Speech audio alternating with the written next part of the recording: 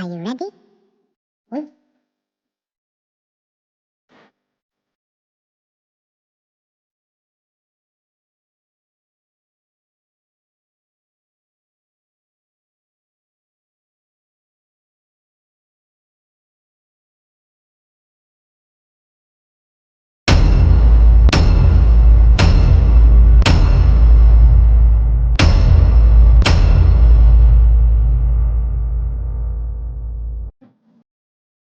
So, Jeremy, you have decided not to heed my warning from the end of the Ruby Gillman video and started singing the Alvin and the Chipmunks movies. As the foremost explainer of this franchise on the YouTube space for nearly 6 years, I say you're fighting an uphill battle. Disney. I almost removed a sin for this because fuck Disney, but they had nothing to do with the making of these Chipmunk films. They only own them after they bought Fox and can host them on Disney+, but they can't make any new films in this series or do anything with the rest of the franchise because they don't, and never will, own the Alvin and the Chipmunks characters and intellectual property, as I've had to continuously remind my audience. If you had asked me, what song could we open with that would immediately make you want to set fire to every single copy of this movie? Without hesitation, I would have said Daniel Powter's Bad Day. Now I need to order a ton of gasoline. Yeah, but no one was asking you, and I, for one, love this Chipmunk cover of Bad Day. In fact, I was listening to it a lot after you uploaded this video because it made me have a bad day. This tree is surprisingly healthy for being mostly hollow. Most trees actually can survive being mostly hollow since the majority of their vascular functions are done by the cambium and sapwood tissues just underneath the bark. This is how you get large trees like this redwood that you can walk inside of. So this is a case of Jeremy not knowing shit about science. Nothing against Justin Long, Matthew Gray Gubler, and Jesse McCartney getting work, but since all the movie is going to do is put the voices through a chipmunk filter, why the need for name actors? I knew you would fall for this misconception. Chipmunk voices aren't put through a filter. The actors have to talk or sing at half speed, and then the recording is simply played back at double speed. Like this. That's not a sin, that's a dumbass observation.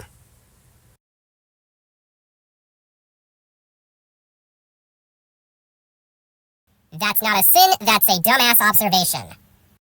This has remained the de facto technique for making the Chipmunks' voices ever since Ross Bagdasarian Sr. created the characters in 1958. Also, they cast the one professional singer as Theodore instead of Alvin. Us McCartney heads did not appreciate this at all. You were onto something there by pointing out that only one of these Chipmunks is voiced by a professional singer. But then you say that the problem would have been solved if Alvin had been voiced by that specific singer, instead of getting more singers for this cast? That's the real sin here. I need pants. Pants are essential. Man living alone is always late for appointments and can barely get himself dressed before walking out the door cliché. Isn't there a large portion of your audience that can relate to this? Also, Jeremy invents a cliche that he'll only use for this one-time cliche. Huh? What? Who are you? Hi, Grandy Tamayas. My name's Clint. I heard you were making this video and thought maybe a chipmunk can help drive the point that Jeremy doesn't understand this franchise. Wait, how'd you even get in here? I'm a talking chipmunk, GT. I can sneak into anywhere the plot demands. It's not even hard to do. Okay then, Clint. I guess I'm stuck with you since I only have a limited amount of time to do recording sessions. And I'm still new to this sinning CinemaSins thing, so try not to scamper on any toes. It's my show after all. I can't promise that. I haven't seen you since you said you never wanted to see me again. Seemed like you two had a pretty serious falling out. I would imagine that any sort of relationship, even friendship, will require more than writing a song for a trio of talking chipmunks. And I would be wrong. Yes, you are. As shown later in this movie, there's still strain on Dave and Claire's relationship even after the Chipmunks become successful, because Dave can't appreciate a good thing when he's got it. Don't take it personally, you guys. Some people don't know a good thing when they've got it. Right, Dave? Claire. Ian. Sinning Ian. And I'm only giving you this sin on behalf of the people in my audience who like this character, not necessarily because I do. It's awful. I hate it. This movie? Ditto. Jeremy manipulates movie dialogue to express his thoughts cliche. For the rest of the movie, these chipmunks won't be able to sit still long enough to contemplate not causing a scene, but this whole tree gets decorated without anyone noticing them inside. 2 sins. 1, claiming this whole tree gets decorated while showing footage of it being about halfway decorated. And 2, I get that you're trying to say that the chipmunks not being able to sit still means that they should have been noticed, but it comes off as such a gish gallop because you never say how those two things should be connected. Besides, that's also wrong. At this point, the Chipmunks don't trust humans and are trying to hide from them. You also pointed out earlier that this tree was hollow, so that could have easily explained how they went unnoticed while the tree was getting decorated. There are still muffins in the basket Dave is carrying, even though there have been 3 hungry chipmunks in there for the entire ride home. Where does the movie tell you that these chipmunks climbed into this basket because they were hungry? They hitched a ride in it because it was a convenient way for them to escape Jet Records without the threat of being stepped on or noticed. Forcing Alvin into a Chipmunkatooey situation. Jeremy makes an unwarranted reference to popular culture cliche. Wait, that's not the line. Go with it anyway. It'll make you stand out. Dave does not have to undergo concussion protocol after this. Google tells me that events that lead to concussions rarely ever cause one to lose consciousness, and losing consciousness does not always mean a concussion has occurred. This is backed up by WebMD, which lists the symptoms of a concussion, none of which Dave shows after he wakes up, other than blurred vision, but that was simply because his eyes were adjusting to the 3 small objects in front of him. Chipmunks can't talk either. Well, our lips are moving and words are coming out. Simon would be the chipmunkiest at CinemaSins. Nah, I'm pretty sure that Simon would be excellent at Alvin and the Chipmunks elaborations. Takes Dave all of 3 minutes to accept that his new reality includes talking chipmunks. Narration. When you're a chipmunk, your parents take care of you for a week, then they take off. I don't know what kind of chipmunk these guys are in general, but most chipmunk species head off to college at something like 2 months old. They're clearly a fictional genus and species of chipmunk, so they don't have to adhere to how real chipmunks age. In fact, this very question is what inspired my username. Though, if this were actual scientific literature, the genus name would probably be something like Megatamias. That's the origin of your name? That makes me glad I have such a boring name like Clint. Hey, I came up with that name while I was still in high school and first joined the fandom. I was still a novice at taxonomy back then, but it stuck, okay? Anyway, I know it's my personal headcanon, but I think the suspension of disbelief that this isn't a real described species of chipmunk should have been a given amongst general audiences. Also, chipmunks reach sexual maturity after about a year, so y'all are clearly operating on a different time scale, you pity party assholes. Oh, so you can accept that they don't have to adhere to how real chipmunks age. Then what the hell was the point of the previous sin? Christmas! We love Christmas! Loving Christmas. Jeremy is a Scrooge. We start work tomorrow. Being less than 24 hours into finding out about talking animals and already having plans to exploit them for economic gain. Sure, maybe Dave is a little selfish since he sees this as a way to keep his job at Jet Records. But as we see later in this film and the sequels, Dave actually grows to care about the Chipmunks as family, and he doesn't let them become spoiled by living the rich and lavish life the way that Ian would end up doing. I hope Christmas comes fast. My college girlfriend also loved the holidays. Jeremy makes a college girlfriend remark that no one asked for cliche. Right now, they are singing the Chipmunk song, aka Christmas Don't Be Late. And while I'm sure that this was a banger in the 50s, I highly doubt it would be the breakout hit the movie is claiming it to be in the year of our Lord 2007, whether sung by man or beast. Considering the kinds of simplistic things that go viral these days, and around the same era as this movie, like the Keyboard Cat, I don't doubt that it would have been a breakout hit in 2007. And you gotta consider how popular the original was in 1958. Not only did it score 3 wins at the Grammys the following year, it was the first Christmas-related song ever to reach #1 on the Billboard Hot 100 and stayed in that position for 4 weeks. By 7 weeks, it had sold 4.5 million records and was even being sold in the same kinds of shops where you'd buy cigars or women's lingerie. That's how popular it was. Also, my irritated ears would like to remind you these f***ers have made 57 goddamn albums, and you're getting a sin for every goddamn one of them. Oh, fuck no, you were not bringing their real-life discography into this. It is not a sin of the movie, and it's an offense to the Chipmunk fanbase. On their behalf, I'm giving you those sins back. You know what's weirder than that? A grown man bringing another grown man a big box with a bunch of chipmunks in it who not only speak English, but can sing. Yet here we are. Jeremy acknowledges what is happening on the screen cliche. Little situation, Dave. Theodore vacuumed up Alvin. The problem with the chipmunks in this movie is that they are incessantly getting up to these hijinks, and they aren't the least bit likable. No, that's not the problem, it's your problem. You always do this with kids' movies like your opinion is the only one that matters when you're not the target demographic. Besides, this is the Alvin and the Chipmunks franchise.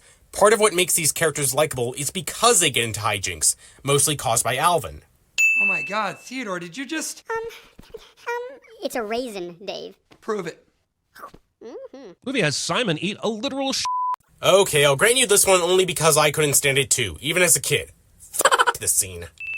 No pressure, nothing weird. Oh, baby. The timing of Alvin turning on the stereo is so uncanny one might think Claire manifested the weird thing herself, when in reality the script is just replaying Billboard's top 40 cliches. You used an apostrophe instead of a closed quotation mark at the end of weird here. Tell her she completes you. It works. Great, just what the world needs. Another asshole with a never-ending supply of movie references. Irony.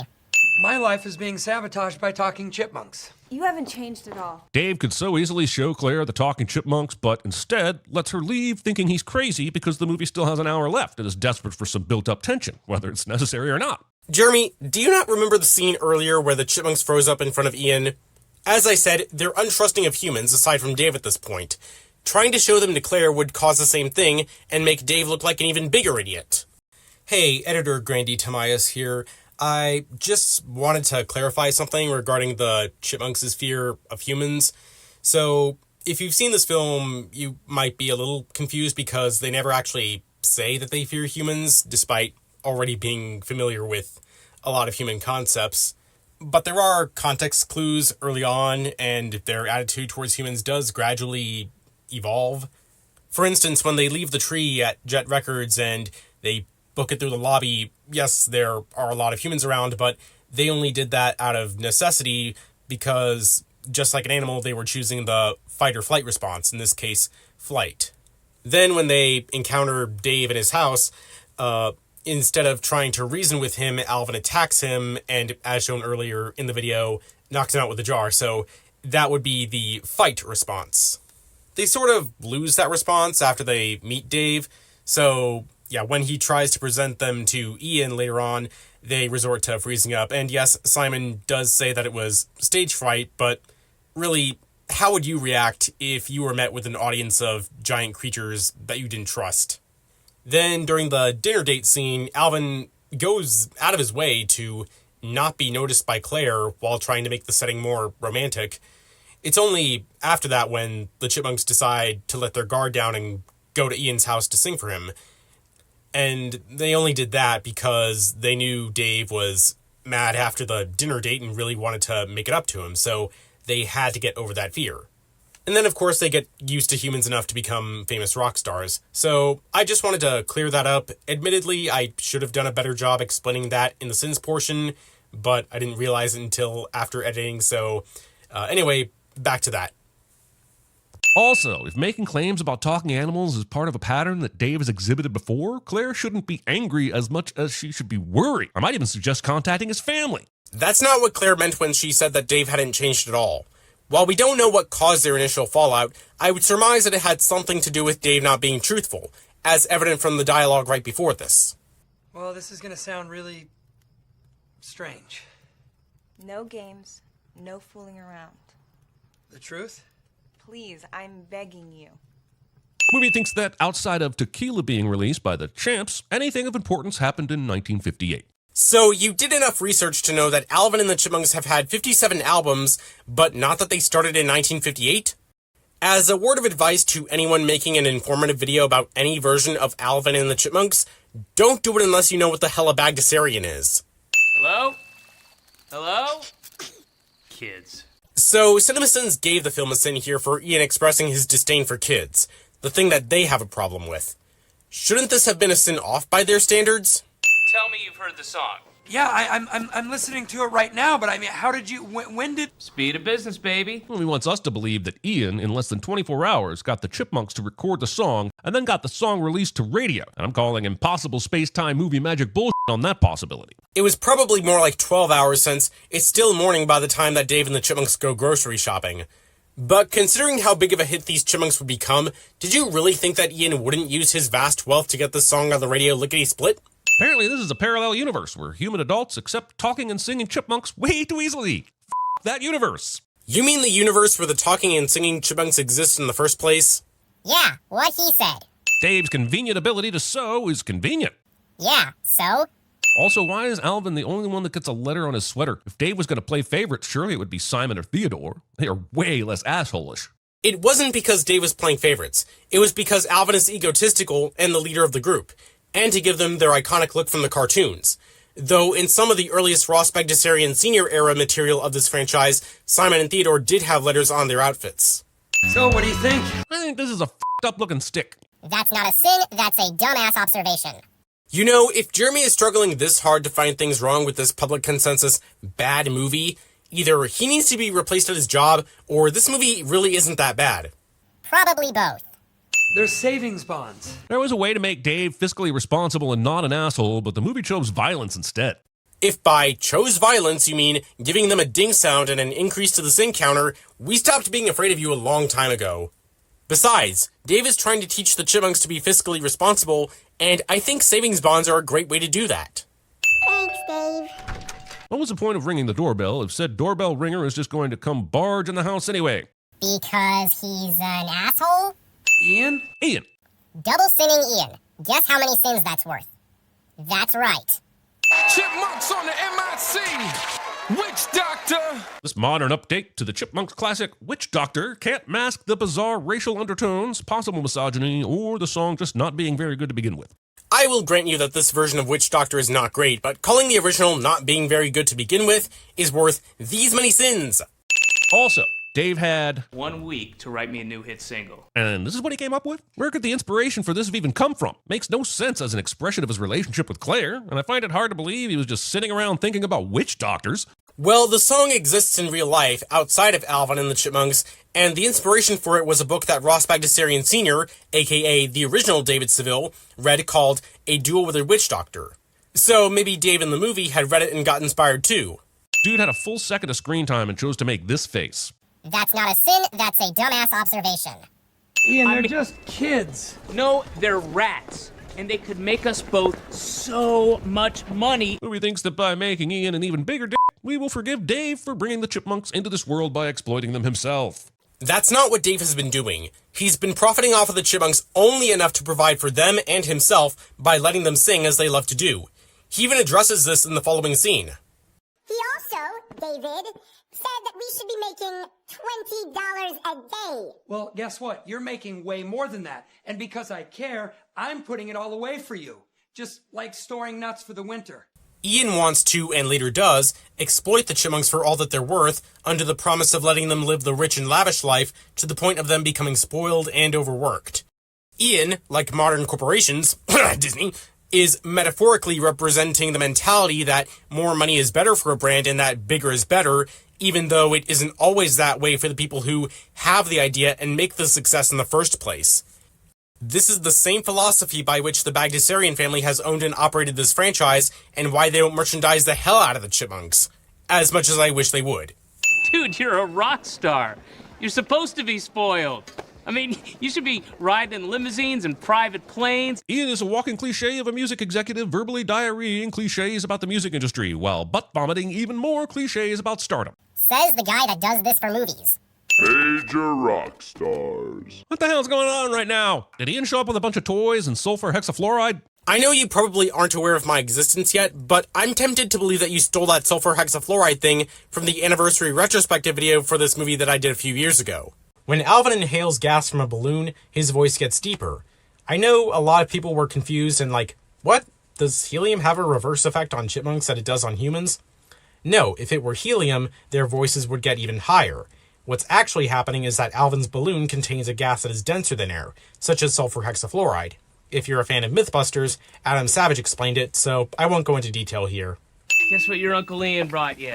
Coffee. So what you're saying is that the version where he brought them cocaine didn't test well. Oh, for f***'s sake. And 2 pumps of chocolate. For someone invested in the success of the Chipmunks, he sure does try to kill them at every turn. Not only does Ian not care about their well-being so long as they can sing, coffee was not going to kill them anyway, even if it would for real chipmunks.